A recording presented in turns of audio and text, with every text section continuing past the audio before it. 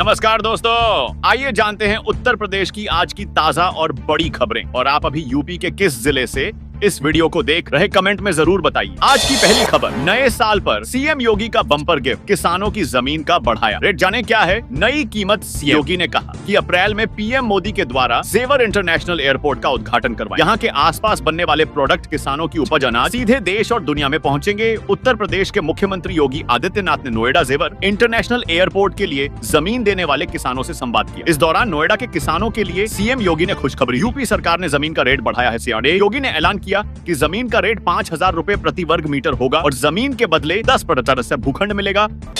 मंदिर तोड़ने वाले औरंगजेब के वारिस रिक्शा चला रहे योगी बोले उनकी दुर्गति हुई, ऐसे आतताइयों के कुल वंश नष्ट हो गए। सीएम योगी ने अयोध्या में शुक्रवार को कहा, मंदिर तोड़ने वाले औरंगजेब के वारिस आज कोलकाता में रिक्शा चला रहे हैं, उनकी दुर्गति हो गई, ऐसे आतताइयों का कुल और वंश ही नष्ट हो गए, वो कभी फले फूले नहीं। सीएम ने कहा, बांग्लादेश में क्या हो रहा, पाकिस्तान अफगानिस्तान में क्या हुआ, विश्वनाथ मंदिर, राम जन्मभूमि, कृष्ण जन्मभूमि और संभल में कल की अवतार की भूमि को नष्ट किया गया। मेरठ में फन, प्रदीप मिश्रा की कथा में भगदड़, महिलाएं बुजुर्ग चोटिल, 1 लाख लोग पहुंचे थे। बाउंसर्स रोककर एंट्री कराने लगे तो भीड़ बेकाबू हुई। मेरठ में पंडित प्रदीप मिश्रा की कथा में शुक्रवार दोपहर भगदड़ मच गई। कई महिलाएं और बुजुर्ग गिरकर चोटिल हो गए। दोपहर 1 बजे से कथा शुरू हो चुकी, करीब 1 लाख लोग पहुंचे। कथा शुरू होने पर लोग जल्दबाजी में अंदर जा रहे थे। बाउंसर्स ने भीड़ अचानक बढ़ने पर लोगों को रोक रोक कर एंट्री करानी शुरू कर, फिर भगदड़ मच गई। चोटिल महिलाओं और बुजुर्गों का घटना स्थल पर बने हेल्थ कैंप में इलाज किया जा रहा है। कथा में जिस रास्ते से भीड़ आ रही थी उसी रास्ते से मुख्य यजमान भी जा रहे थे, तभी एंट्री को लेकर झगड़ा हो गया। एंट्री गेट पर बाउंसर्स ने महिलाओं को अंदर जाने से रोक, पीछे से भीड़ आगे बढ़ने के लिए धक्का देती रही। इसी बीच 15-20 महिलाएं एक एक कर गिर गईं। यहाँ 7 पार्किंग बनाई गई है। 1000 पुलिस कर्मियों की ड्यूटी लगाई, एक मिनी अस्पताल, स्वच्छ जल भोजन और दी अन्य सुविधाएं हैं। कथा पंडाल और आसपास 5000 CCTV लगाए गए। ड्रोन से हर गतिविधि पर नजर भी रखी जा रही है। नोएडा और ग्रेटर नोएडा के किसानों को यूपी के सीएम योगी ने दी बड़ी खुशखबरी, जमीन के बदले मिले। उत्तर प्रदेश के मुख्यमंत्री योगी आदित्यनाथ ने अपने आवास पर नोएडा और ग्रेटर नोएडा के किसानों के साथ बातचीत की। इस दौरान उन्होंने नोएडा और ग्रेटर नोएडा में भूमि अधिग्रहण के रेट बढ़ाने का ऐलान किया। यूपी के 10 जिलों में बेटियों को रहने की मुफ्त सुविधा देगी योगी सरकार। इस लिस्ट में आपका शहर तो नहीं, अलीगढ़, आजमगढ़, कानपुर नगर, झांसी, मिर्जापुर, मेरठ समेत 10 जिलों में बेटियों को रहने की सुविधा देने की तैयारी की जा रही है। शक्ति सदन में 50 महिलाओं के रहने की व्यवस्था होगी। इसके लिए आवासीय भवन का चयन किया जा रहा है। योगी सरकार संकटग्रस्त, घरेलू हिंसा से पीड़ित और आपदा वाली महिलाओं के पुनर्वासन और मुख्य धारा में जोड़ने के लिए प्रदेश भर में शक्ति सदन का संचालन शुरू कर रही है। इसके लिए प्रदेश के 10 जिलों का चयन किया गया है। इसमें विभिन्न श्रेणी के अंतर्गत पीड़ित बेटियों और महिलाओं को उनकी बुनियादी आवश्यकताओं की पूर्ति के साथ साथ पुनर्वासन और उन्हें समाज की मुख्य धारा से जोड़ने जाने का भी काम होगा।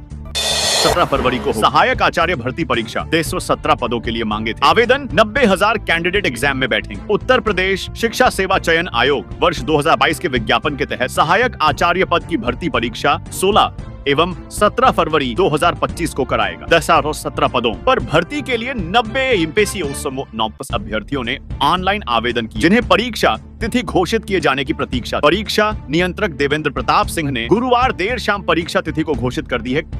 कल से 12 दिन के लिए बंद रहेगा इलाहाबाद हाईकोर्ट। 2 जनवरी से अब फिर खुलेगा कोर्ट, नहीं होंगे न्यायिक कार्य। इलाहाबाद हाईकोर्ट कल 21 दिसंबर से 12 दिन के लिए बंद रहेगा। 1 जनवरी तक के लिए कोर्ट में शीतावकाश रहेगा। 2 जनवरी से फिर कोर्ट खुलेगा और न्यायिक कार्यों का संचालन होगा। इस दौरान कोई भी न्यायिक कार्य कोर्ट में नहीं होंगे। शीतावकाश में न्यायिक अधिकारी व अधिवक्ता भी बाहर छुट्टियां मनाने या अपने गृह जनपद चले जाते हैं। हर साल इसी तरह शीतावकाश होता और न्यायिक कार्य पूरी तरह से बंद रहता है।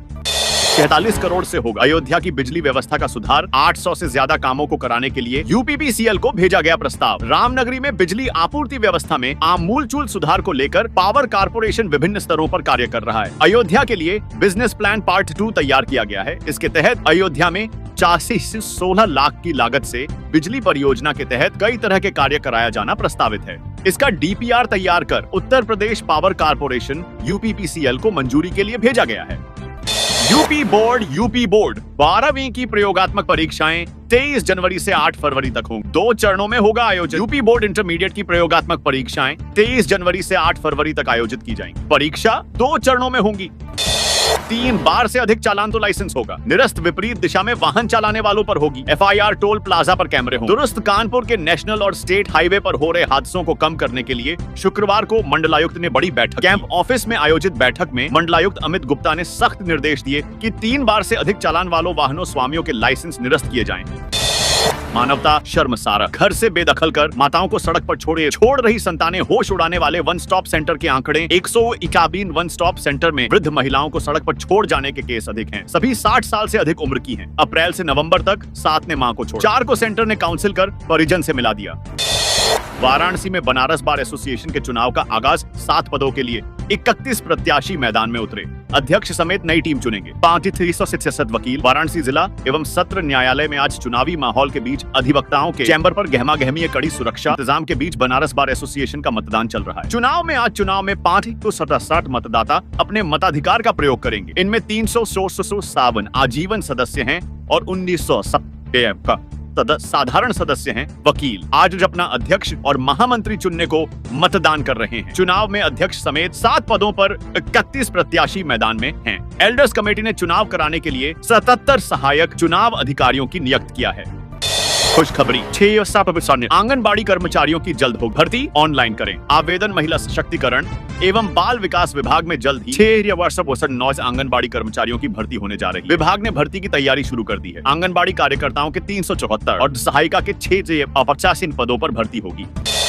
यूपी के 17 जिलों में कोहरे का अलर्ट। नए साल से पहले पड़ेगी कड़ाके की ठंड। मौसम विभाग ने यूपी के 17 जिलों में कोहरे का अलर्ट जारी किया। साथ ही जानकारी दी है कि नए साल से पहले कड़ाके की ठंड पड़ेगी। अमरोहा में खेत में दिखा तेंदुए का जोड़ा। ग्रामीणों में भय का माहौल। यूपी के अमरोहा में तेंदुए की दहशत बरकरार है। एक बार फिर तेंदुए के जोड़े दिखने से ग्रामीणों में भय का माहौल है। यूपी के ये 3 रेलवे स्टेशन हमेशा के लिए बंद। 70 से ज्यादा ट्रेनें प्रभावित। उत्तर प्रदेश के 2 जिलों के 3 रेलवे स्टेशन को रेलवे और प्रशासन ने बंद करने का निर्णय लिया है। ये स्टेशन कानपुर और प्रयागराज में आते हैं। भारतीय रेलवे ने 3 रेलवे स्टेशन को हमेशा के लिए बंद करने का ऐलान। ये रेलवे स्टेशन यूपी के कानपुर और प्रयागराज में आते हैं। उत्तर प्रदेश में मौजूद इन 3 स्टेशन को तोड़कर रेलवे और जिला प्रशासन नया स्टेशन बनवाएंगे। झांसी से अयोध्या पहुंच सनातन रक्षा यात्रा भी आया। बांग्लादेश में हो रहे नरसंहार को रोकने के लिए रामलला से की विनती। भारतीय विरासत और मूल्यों की रक्षा का आह्वान। सनातन सांस्कृतिक संघ द्वारा चलाए जा रहे सनातन रक्षा यात्रा 2.0 शुक्रवार को अयोध्या पहुंची। रामनगरी में भव्य स्वागत किया गया। यात्रा का शुभारंभ 18 दिसंबर को झांसी से हुआ था, जिसका समापन रामनगरी में हुआ। यात्रा में आए 3000 लोगों ने एक साथ रामलला का दर्शन पूजन किया। इस खेती में होगी सबकी बल्ले बल्ले। 22 दिन में फसल तैयार। लागत सिर्फ 10,000 और 3 लाख की बम्पर कमाई। सोलापुर के धानाजी बचाटे ने मेथी की खेती से 12,000 की लागत में 3 लाख तक कमाए। बता दें कि मेथी की फसल 22 दिनों में तैयार होती है और इसकी मंडी में अच्छी मांग है। तो चलिए जानते हैं धानाजी का सफल फार्मूला। 12,000 रुपए की लागत में वे 1 एकड़ में 80,000 से 3 लाख रुपए तक कमा रहे हैं। धानाजी का कहना है 17 महीने में 2000% का रिटर्न। सोलर स्टॉक बिखेर रहा है अपनी चमक। वेबसोल एनर्जी सिस्टम्स ने पिछले 1.5 साल में अच्छा प्रदर्शन किया है। इस दौरान कंपनी के शेयरों में तेजी के साथ बढ़ोतरी देखने को। किसान आंदोलन के बीच मोदी सरकार का अन्नदाताओं को तोहफा बढ़ाई। एमएसपी इन राज्यों को होगा फायदा। केंद्र सरकार ने शुक्रवार को 855 करोड़ रुपए के बजट परिव्यय के साथ 2025 सत्र के लिए खोपरा नारियल गरी के न्यूनतम समर्थन मूल्य एमएसपी में 422 रुपए तक की वृद्धि कर इसे 1200 रुपए प्रति क्विंटल करने की घोषणा की। प्रधानमंत्री नरेंद्र मोदी की अध्यक्षता में हुई आर्थिक मामलों की मंत्रिमंडलीय समिति सीसीईए की बैठक में खोपरा का एमएसपी बढ़ाने का निर्णय लिया गया। यूपी में राजकीय माध्यमिक विद्यालयों को जल्द मिलेंगे 500 से अधिक शिक्षक। शीघ्र शुरू होगी भर्ती की प्रक्रिया। प्रदेश के राजकीय माध्यमिक विद्यालयों में शिक्षक बनने का सपना देख रहे युवाओं के लिए अच्छी खबर। यहाँ जल्द ही शिक्षक भर्ती प्रक्रिया शुरू की जाएगी। राजकीय माध्यमिक विद्यालयों को जल्द ही 500 से अधिक शिक्षक मिल जाएंगे। लंबे समय से नियुक्ति के लिए भटक रहे लोक सेवा आयोग से चयनित सहायक अध्यापक, एलटी ग्रेड व प्रवक्ता संवर्ग के अभ्यर्थियों की नियुक्ति व पदस्थापन की कार्यवाही माध्यमिक शिक्षा विभाग ने शुरू कर दी है। सीएम योगी ने की 3 नए आपराधिक कानूनों की समीक्षा। मार्च 2025 तक प्रशिक्षण पूरा करने के निर्देश। मुख्यमंत्री ने कहा कि 3 नए कानूनों के अनुपालन में फोरेंसिक का अहम रोल। पुलिस अपनी जांच प्रक्रिया में इसकी भूमिका को बढ़ाए। मुख्यमंत्री योगी आदित्यनाथ ने जुलाई 2024 से लागू 3 नए आपराधिक कानूनों के प्रभावी क्रियान्वयन के लिए सभी को लागू 3 नए कानूनों की प्रगति पुलिस कर्मियों के प्रशिक्षण मार्च 2025 तक पूरा कराने के निर्देश दिए हैं।